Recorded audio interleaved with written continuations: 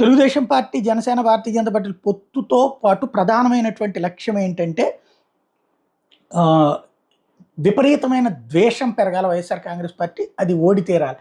అలా ఓడి తీరాలంటే వీళ్ళ దగ్గర ఉన్నటువంటి లెక్క ఏంటంటే, ఇప్పుడు ఎదురవుతున్నటువంటిది ప్రతిబంధకం. దీని మీద సీరియస్‌గా కాన్సంట్రేట్ చేస్తుంది తెలుగుదేశం పార్టీ. 2019 ఎన్నికల్లో 20,000 పైన మెజార్టీతో గెలిచినటువంటి సీట్లు 82. 20,000 పైన మెజార్టీతో. మామూలుగా అయితే గనక ఇక్కడ ఏదైతే 10, 20,000 మెజార్టీలో మధ్యలో మెజార్టీ 35 సీట్లున్నాయి. 5-10 22 ఉన్నాయి.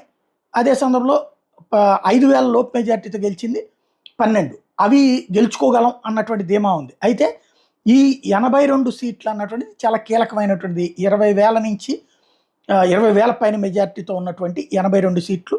వాటిటి మీదన సీరియస్‌గా కాన్సంట్రేట్ చేస్తున్నారు. అది వాటిని దెబ్బకొట్టగలిగితే మనం సాధ్యమవుతుంది అన్నటువంటిది.